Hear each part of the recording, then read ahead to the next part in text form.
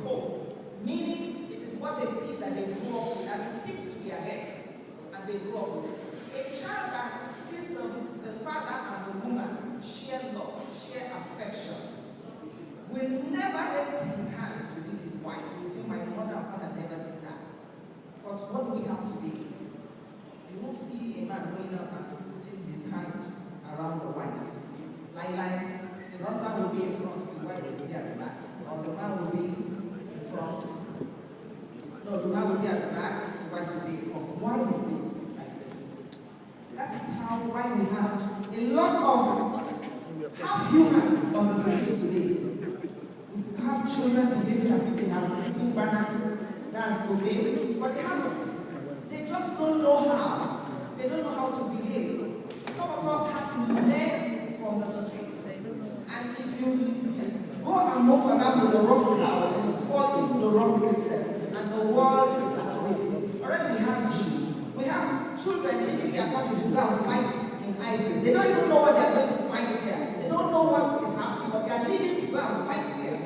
Why is it like this? The church has failed us. Our parents have failed us. This is where I'm coming from today.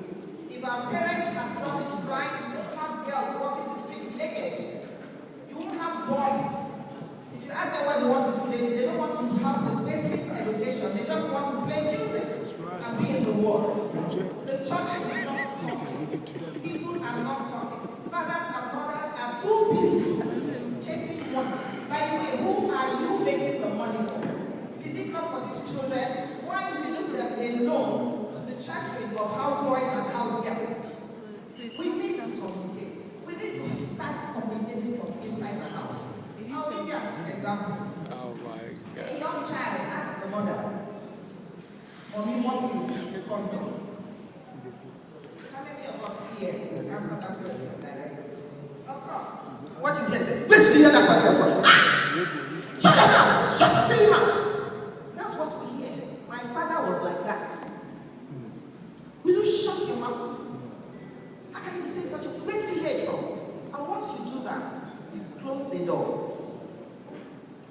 The correct thing to do is to explain exactly what condom is to that child. That's right. And what condom is used for. If you tell that child, no matter how young he sticks there, he will not go experimenting. Another scenario. How will you deal with a situation where your child wants to give you his phone and says, this is what I found on my cell phone, and you look at it, it's pornography. If you have not been talking to that child, the child won't bring that thing to you. But if you make your child your friend, you reason with your child, you deal with your child as if your child is one of you and even at par with you, the child will share everything with you. You start by doing this from the cradle. You tell the child about his or her body. Explain, because at a stage they will ask you, how did I come into the world? Explain it. Even if the child does not understand at that time, the child will grow up understanding.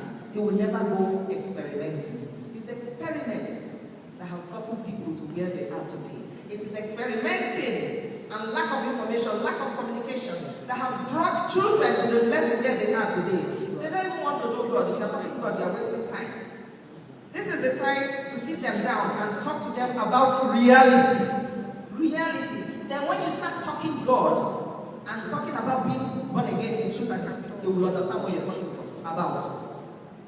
When a child brings you that kind of thing, will you not explain what it is? You will explain it.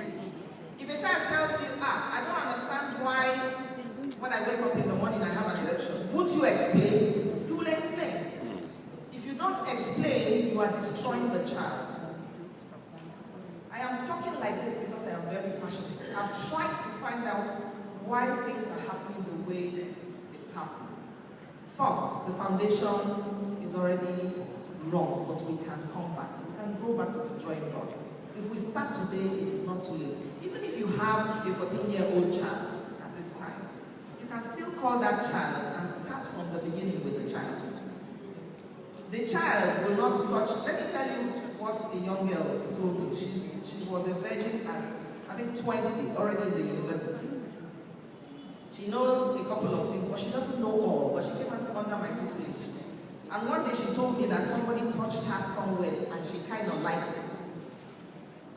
If you tell a child from the beginning that, okay, this is this, this is that, a man will do this to you, a woman will do this to you, and this is how it feels, but you have to wait for the right time to exercise this. If somebody touches that child outside, will the child succumb? You won't be hearing things and kind of like it. Because she knows she will like it, and she has eternity of liking it. But she must have received that foundation from you to keep her intact. I, as I'm sitting down here, I've moved with people that smoke, take cocaine, I've been in their midst. Those that smoke Igbo, but I never did it for one day. Why? Because I had a very hard and harsh father. The only thing you will hear from me is, I can't go, my father will kill me, and that's the truth. When you make the foundation conducive, you will have beautiful children, and when they step outside, people want to know who is their mother, who is their father. Let's go back to the drawing board. Those of us that are in the church, it's time to talk. It's time to talk and shout. Not that kind of shout, but the shout that makes sense. People are afraid to talk about sex even in their houses. Why? Why would you not talk about sex with your children? It is something they are going to practice. But one thing I know is that the enemy has used the most beautiful thing that God created in us to deceive us. Why is it that a woman cannot undress when the light is on with her husband? Instead, she wants the light off. She's going to have her back, she's tired of her. It's because the enemy has told us a lie. A man and a woman, they are one.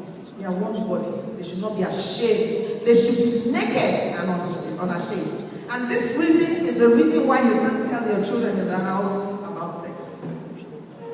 It is this same sex that causes problems in marriages today. Do your research and come back and tell me it is sex. It causes frustration. A woman will deprive the husband of sex for no just reason, and the quarrel keeps escalating. One will face the other side, the other one will face the other side. In the morning they will dust and go away. The only discussion they have is, your food is on the table. That's if the man is even eating. Children's school fees, okay, make you bring chop money or money don't finish. That's not how it should be. That's not how it should be. If God has not intended for us to have life and family, He won't wire us the way He wired us. God wired us wonderfully. The whole part of our body is music, but we don't know how to handle it. Let's wake up from our sleep. Let's wake up from our slumber and start from the beginning. We have failed, but we will not remain as failures. We will start today to make things right. My time is short, and I will end it here. Save your children's lives and prepare them for tomorrow.